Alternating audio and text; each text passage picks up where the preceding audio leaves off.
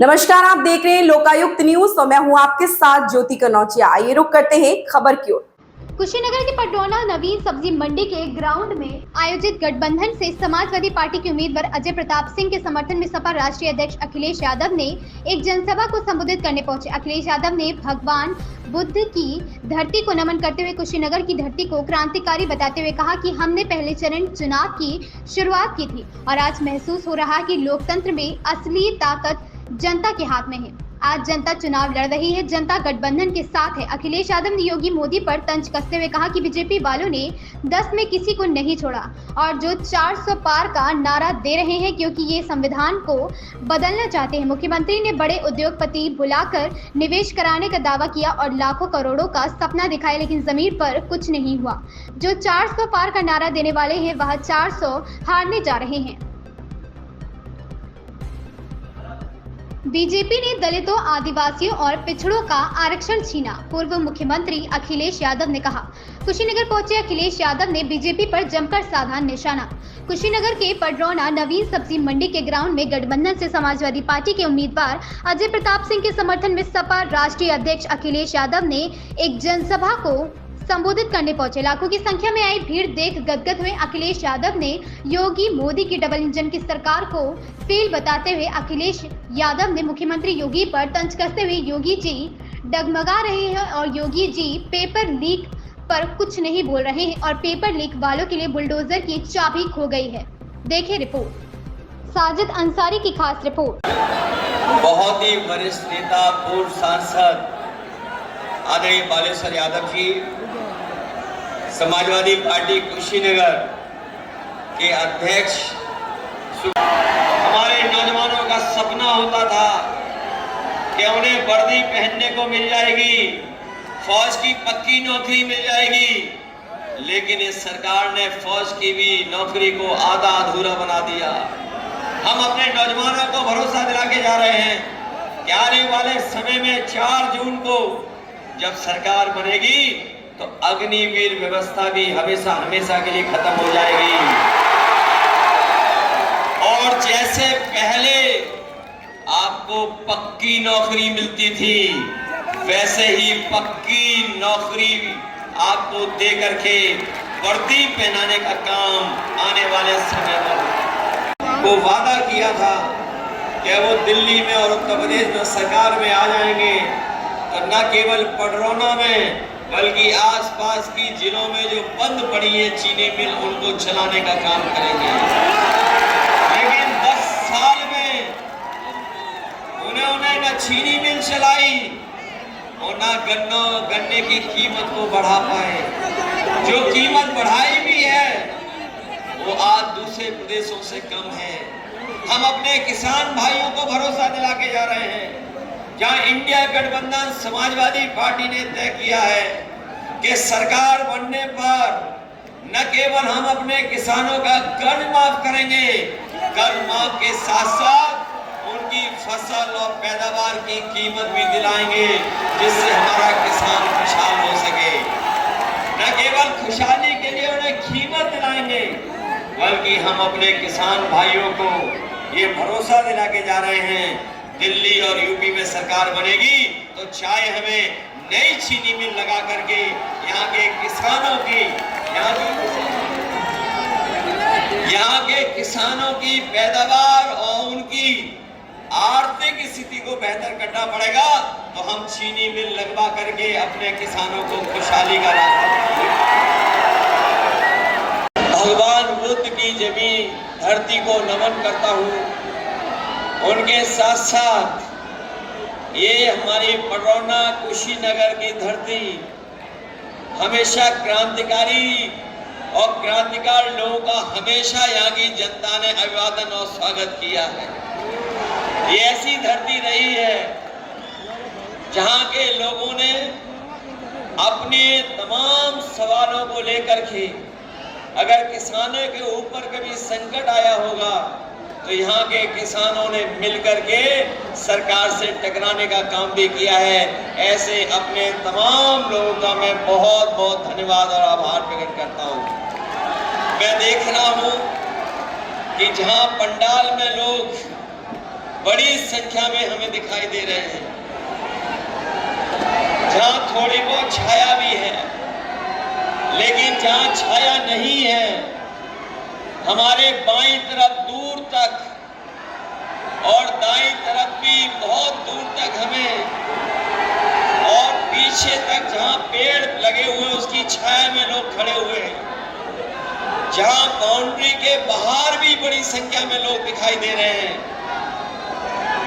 मैं आज ये कह सकता हूं कि कुशीनगर की जनता इस बार पिंटू सेतवार जी को रिकॉर्ड मतों से जिता करके लोकसभा भेजने जा रही है। ये चुनाव पिछले महीने से लगातार हम लोग देखते आ रहे हैं।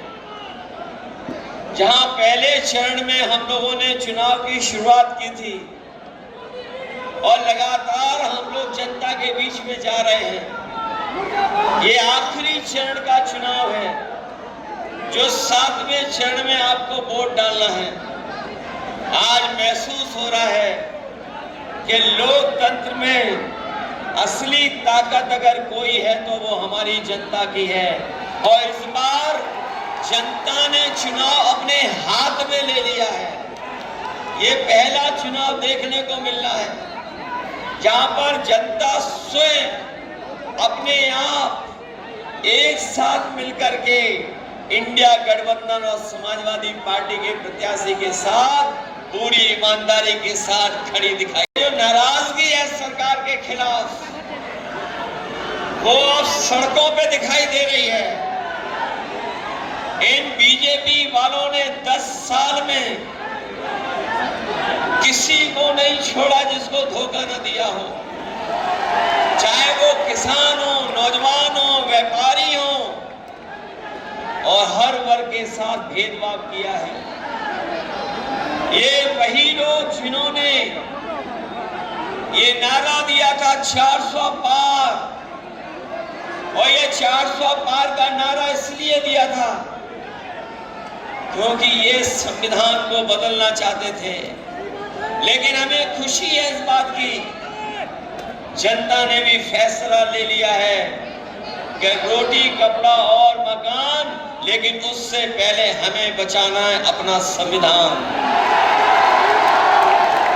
ये लड़ाई रोटी, कपड़ा और मकान की तो चलेगी, लेकिन उससे पहले हमें अपना संविधान बचाना है, क्योंकि यही संविधान है जो हमारा सम्मान है।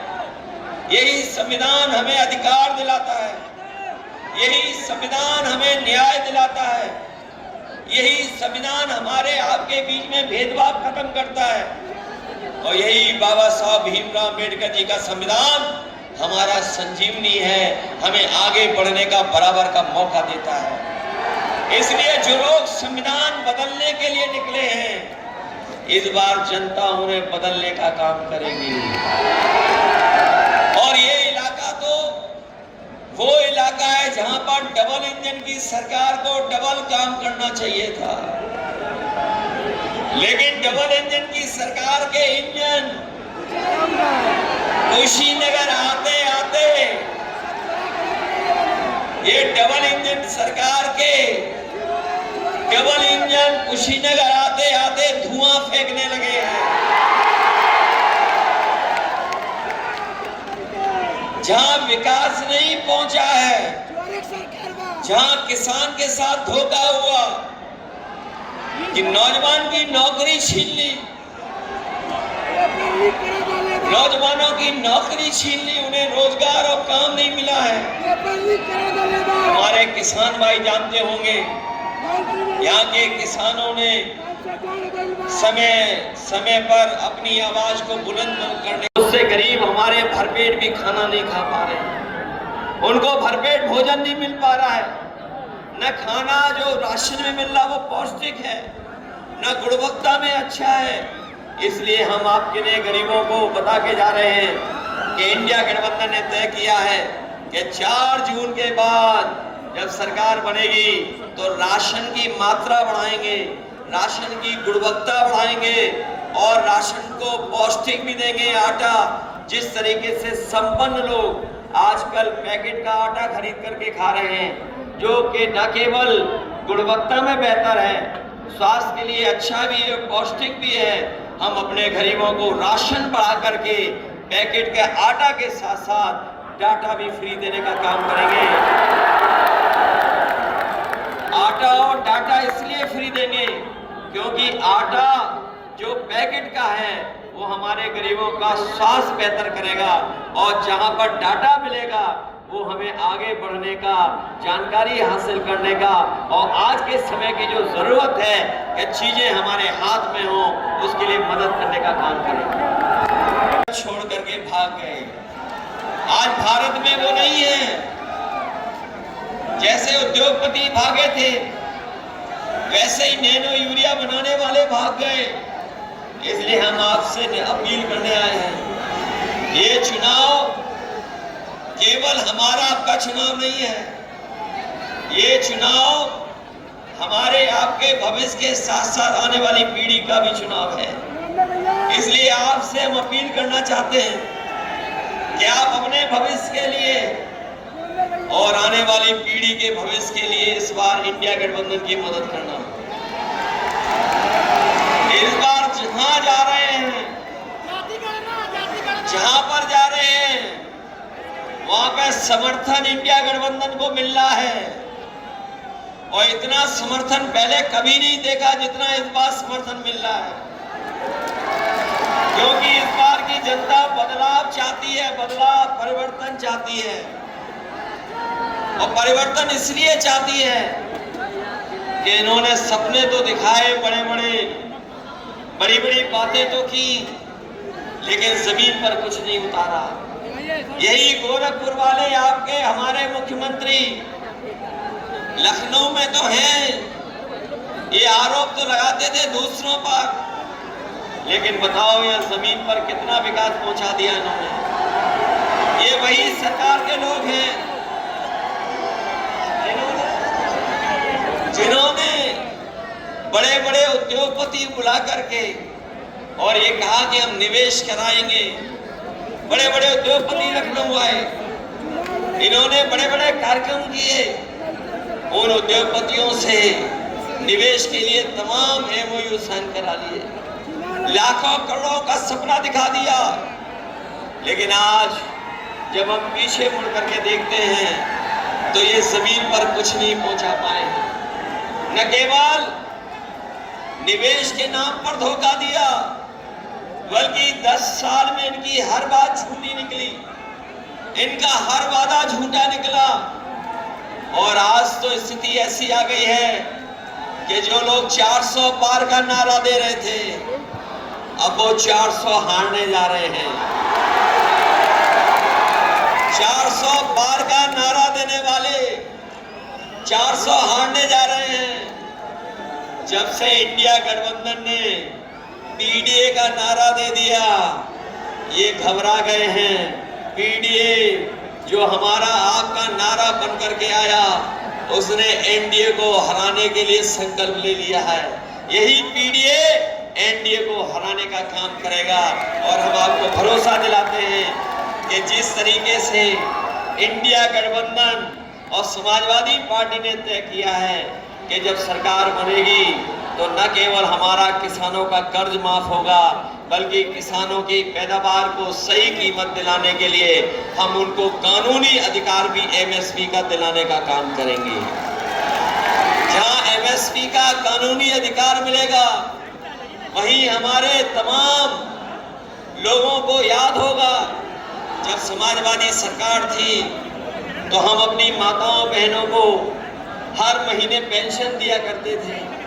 जो बेटियां 10वां 12वां पास कर लेती थी उन्हें कन्या विदान दे करके मदद करते थे। लेकिन जैसे ही सरकार बदली, इन्होंने तमाम योजनाओं को रोकने का काम किया। हम अपनी माताओं बहनों को कह के जा रहे हैं कि आने वाले समय में जब सरकार बनेगी तो अपने गरीब परिवार की माताओं बहनों के अकाउंट में 1 लाख रुपए पहुंचा करके उनकी मदद करने का काम करेंगे। जहां 2022 से पहले बीजेपी वालों ने राशन दिया गरीबों को, और राशन में रिफाइंड तेल, नमक, दाल, चना तक दे दिया। लेकिन जब सरकार बन गई तो उन्होंने राशन में भी कटौती कर दी। सरकार में हुई है, सबके पेपर लीक हो गए, कोई एक पेपर लीक नहीं हुआ। जितनी भी परीक्षाएं हुई सबके पेपर लीक करा दिए सरकार ने। और अभी हाल में जो पुलिस भर्ती हुई थी उसके लिए हमारे नौजवानों ने तैयारी की थी, मेहनत करना शुरू कर दिया था और उन्हें उम्मीद थी कि ये जो पुलिस की भर्ती के 2 दिन की परीक्षा चली है इसमें इनको नौकरी मिल जाए, इनका भाग्य बन जाएगा। लेकिन सरकार ने कोई इंतजाम नहीं किया। जब नौजवान अपनी परीक्षा देकर के घर लौटा तो पता लगा उसका पेपर लीक हो गया। केवल एक पेपर लीक नहीं हुआ सरकार में, इस सरकार में जितनी परीक्षाएं हुई हैं सबके पेपर लीक हुए हैं। हम अपने नौजवानों से कहना चाहते हैं ये पेपर लीक नहीं हुए हैं, इस सरकार ने पेपर लीक कराए हैं और इसलिए कराए कि जिससे नौजवानों को नौकरी न देनी पड़ जाए। न केवल आपके पेपर लीक करा करके नौकरी छीनी है, बल्कि 10 साल से इन सरकार के लोगों ने आपके लिए रोजगार नौकरी का इंतजाम नहीं किया है। आपका 1/3 जीवन बर्बाद कर दिया। जहां 1/3 जीवन आपका खराब कर दिया। तो हम किसानों की आय दोगुनी कर देंगे, लेकिन जब किसान अपना हिसाब किताब लगाता है तो उसकी आय दोगुनी नहीं हुई है, लागत बढ़ा दी सरकार ने, हर चीज महंगी कर दी। अगर वो कोई जरूरत का सामान खरीदने भी जा रहा है तो आज सरकार में महंगा हो गया है, चाहे वो कीटनाशक दवाइयां हो, डीजल हो, पेट्रोल हो, खाद की बोरी हो, डीएपी हो, कीटनाशक दवाइयां हो, हर चीज सरकार ने महंगा कर दिया। और हमारा जो गन्ने का किसान है वो अपनी पूरी लागत लगा दे रहा है। जनता का गुस्सा 7वें आसमान पर पहुंच गया है भारतीय जनता पार्टी के खिलाफ। और जैसे जैसे गुस्सा बढ़ा है, बीजेपी के बड़े बड़े नेताओं की भाषा डगमगा गई है, उनकी बातचीत लड़खड़ा गई है। अब कोई भी भारतीय जनता पार्टी की पुरानी कहानी नहीं सुनना चाहता है और कोई भी उनके घिसे पिटे डायलॉगों को नहीं सुनना चाहता है। जनता सुनना चाहती है कि किसानों के साथ धोखा क्यों हुआ, नौजवानों को नौकरी क्यों नहीं मिली। और ये तो भगवान बुद्ध की धरती है जिस पर बड़े बड़े वादे किए गए थे कि हम चीनी मिल चलाएंगे, एयरपोर्ट चलाएंगे, टूरिज़्म बढ़ाएंगे। लेकिन जहाँ किसान को धोखा मिला, ना आय बढ़ी उसकी, एयरपोर्ट चल के बंद हो गया। जो मैत्रेय परियोजना कभी समाजवादियों ने शुरू की थी, ज़मीन को एक्वायर किया था, मैं धन्यवाद देता हूँ किसानों को। वहाँ सुनने में आए कोई यूनिवर्सिटी बना रहे हैं, लेकिन अभी मेडिकल कॉलेज और ऐसी कोई व्यवस्था नहीं कर पा रही सरकार जिसकी वजह से यहाँ के नौजवानों को नौकरी रोजगार मिल पाते। और फिर मुख्यमंत्री तो पड़ोसी हैं, तो डबल इंजन को कहने वाले कुशीनगर में आते आते इनके डबल इंजन की हवा क्यों निकल जाती है, इनके इंजन के धुआं क्यों निकल जाते हैं। न कोई सड़क बना पाए, जो सड़कें बनी हुई थी वो गड्ढे हो गए, ना बिजली का ठीक इंतज़ाम कर पाए, बिजली का बिल बढ़ा दिया, स्वास्थ्य सेवाएं ठप हैं, एम्बुलेंस ख़राब कर दी, 100 नंबर ख़राब कर दी, तहसील और थाने में भ्रष्टाचार बढ़ गया। हमारे पुलिस भाइयों को तो ये लगता है कि 100 नंबर से 112 हुआ है, उन्हें भी अपना रेट बढ़ा लेना चाहिए। तो हर जगह भ्रष्टाचार बढ़ा, निवेश के नाम पे सपने दिखाए, कहाँ निवेश ज़मीन पर पहुँचा। और फिर इलेक्टोरल बॉन्ड के नाम पर इन्होंने बड़े बड़े लोगों से चंदा वसूल लिया।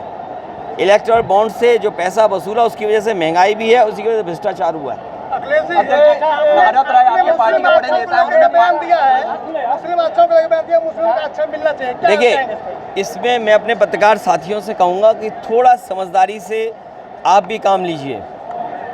सही मायने में और सच्चाई ये है कि बीजेपी के फैसलों ने पिछड़ों का, दलितों का, आदिवासियों का आरक्षण छीना है। यही पिछड़े, दलित और आदिवासी लोग सामान्य मेरिट में आ जाते थे, जनरल में इन्हें नौकरी मिल जाती थी। लेकिन अब इनको जनरल में नौकरी नहीं मिलती है, तो इनको अपनी सीमा में बांध दिया है। और उसका परिणाम ये हुआ है कि जो 50% है उसमें EWS भी है, उसी में धर्म है। तो आप खुद सोचिए और विचार करिए कि धर्म के आधार पर आरक्षण किसने किसको ज़्यादा दिया, और दूसरी बात पिछड़े, दलित और आदिवासियों का आरक्षण किसने छीना है। बीजेपी ने पिछड़े, दलित और आदिवासियों का आरक्षण छीना है। ये जानबूझ करके बचना चाहते हैं, इसलिए धर्म की बातें कर रहे हैं। इनकी कोई बातें सुनना नहीं चाहता है। पेपर लीक पर इन पे जवाब नहीं है। इस खबर में बस इतना ही। बने रहिए लोकायुक्त न्यूज के साथ।